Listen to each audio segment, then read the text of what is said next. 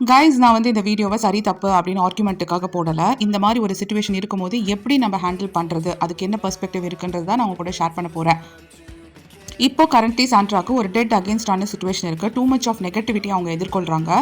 சுற்றி இருக்க பீப்புள் கிட்ட இருந்து மட்டும் இல்லை, த ஹோல் சொசைட்டி கிட்ட இருந்தே அவங்க ஒரு நெகட்டிவிட்டியை எதிர்கொள்கிறாங்க. ரொம்ப ரொம்ப டஃப்பான சுச்சுவேஷன்.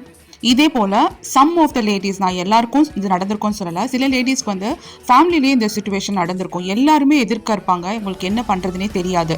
அப்போது அந்த மாதிரி சுச்சுவேஷன்ஸை எப்படி ஹேண்டில் பண்ணுறதுன்னு இந்த எக்ஸாம்பிள் வச்சு தான் நான் உங்களுக்கு ஷேர் பண்ணுறேன். ஃபர்ஸ்ட் திங் வந்து நம்ம யார்கிட்டையும் போயிட்டு நம்மளோட பெர்ஸ்பெக்டிவ் என்ன, நான் இப்படி நினைக்கிறேன் அப்படின்னு சொல்லிட்டு யார்கிட்டையும் நம்ம எக்ஸ்ப்ளனேஷன்ஸ் கொடுக்கறவே தேவையில்லை. ஏன்னா அவங்க புரிஞ்சுக்கிற மென்டாலிட்டியோ புரிஞ்சுக்கணும்னு நினைச்சா மட்டும்தான் உங்களை புரிஞ்சுப்பாங்க, இல்லைன்னா அவங்க புரிஞ்சுக்கவே போறதில்லை. ஸோ புரிஞ்சுக்காத ஒரு சுச்சுவேஷன்ஸ்க்கு நம்ம தேவையில்லாமல் போய் அவங்க கிட்ட பேசுறதை நிறுத்தணும். First situation. ரெண்டாவது, அவங்க பண்ண ஏதோ ஒரு விஷயத்தோட தாக்கம் தான் இப்போ நடந்துட்டு இருக்கு. அதாவது ப்ரீவியஸ்லி அவங்க பண்ண ஒரு ஆக்ஷனோட விளைவு தான் வந்து இப்போ நடந்துட்டு இருக்கு. இது செகண்ட் திங். இதையும் அவங்க கண்டிப்பாக அண்டர்ஸ்டாண்ட் பண்ணிக்கணும்.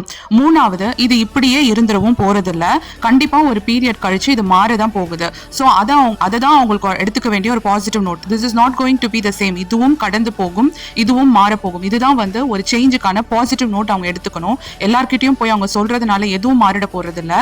இன்னைக்கு பேசுவாங்க, இப்போ பேசுற யாருமே அவங்க கூட கடைசி வரைக்கும் வரவும் போறதில்ல, அவங்க லைஃபுக்கு சப்போர்ட்டிவா இருக்கவும் போறதில்ல.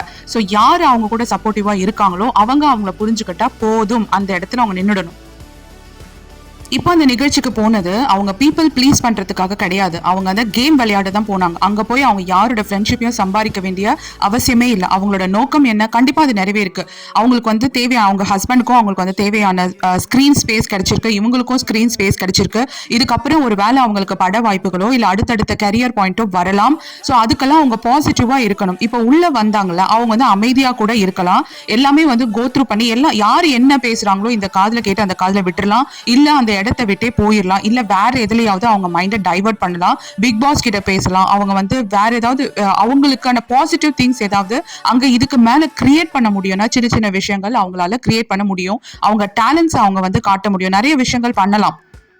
ஸோ நம்மளுமே இந்த மாதிரி ஒரு சுச்சுவேஷன் ஏதாவது நடந்துச்சுன்னா போயிட்டு அழுகிறது, யார்கிட்டையாவது போயிட்டு என் மேலே தப்பே இல்லை, நான் இப்படி பேசலை, நான் இப்படி நினச்சி தான் பேசினேன், இதெல்லாம் ஒன்றுமே ஒர்க் அவுட் ஆகாது. இதை நீங்கள் இந்த பிக் பாஸ்லேயே பார்த்துருப்பீங்க. யாருமே உங்கள் பேச்சை கேட்க போகிறதில்ல. அதுக்கு பதில் இன்னும் மேலும் மேலும் உங்களுக்கு அந்த கெட்ட பேர் தான் உண்டு பண்ணுவாங்க.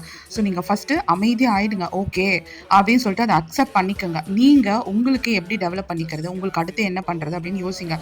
இப்போ சாண்ட்ராக்கு இந்த சுச்சுவேஷன் வந்து ஒரு பெரிய நெகட்டிவ் வரும்போது கண்டிப்பாக இதுலேருந்து ஒரு பெரிய பாசிட்டிவும் உருவாகுங்க. அவங்க வந்து கண்டிப்பாக லைஃப்பில் நல்லா தான் வரப்போகிறாங்க.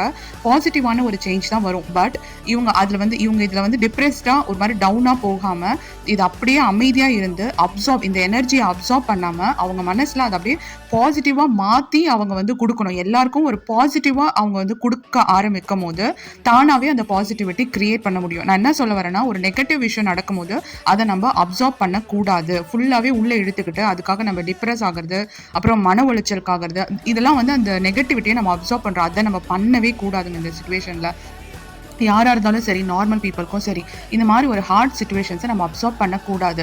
முக்கியமாக வந்து இதை உங்களுக்கு பாசிட்டிவாக மாற்ற தெரிஞ்சிச்சுன்னா பாசிட்டிவான விஷயங்கள் கொடுங்க, நடக்கும். அந்த பாசிட்டிவான விஷயங்கள் எப்படி நடக்கும்னா உங்களுடைய மைண்ட்ல இருந்து தான் அது வந்து உருவாகும். எல்லாமே என்னோட நல்லதுக்கு தான், இதுலேருந்து எனக்கு நல்லது தான் நடக்க போகுது, எல்லாமே எனக்கு நல்லதாக தான் நடக்கும், இப்போ நடக்கிறது கூட எனக்கு நல்லது தான் அப்படின்னு யோசிக்க உங்களுக்கு எல்லாமே நல்ல விஷயங்களாக மாற ஆரம்பிக்கும். உங்களை சுற்றி நல்ல விஷயங்கள் நடக்க ஆரம்பிக்கும். இப்படி தான் நம்மளோட வாழ்க்கையில் மாற்றத்தை கொண்டு வரணும். ஸோ நான் உங்களுக்கு வந்து கன்க்ளூட் பண்ணுறேன். ஃபர்ஸ்ட் திங் வந்து இந்த மாதிரி ஒரு நெகட்டிவ் விஷயம் எல்லாரும் நமக்கு எதிராக இருக்கிறாங்கன்னும் போது நம்ம அந்த விஷயத்தை அப்சர்வ் பண்ணக்கூடாது. யார்கிட்டையும் போய் எக்ஸ்பிளைன் பண்ண வேண்டிய அவசியமே இல்லை. நீங்கள் உங்கள் லைஃப்பை பாசிட்டிவாக மாற்றிக்கிறதுக்கு நீங்கள் வந்து எல்லாமே என் நல்லதுக்கு தான் நடக்குது அப்படின்னு சொல்லிட்டு நினச்சிக்கோங்க. இது கொஞ்சம் காலத்துக்கு தான், இது நிரந்தரம் கிடையாது. கண்டிப்பாக மாறிடும். All the best.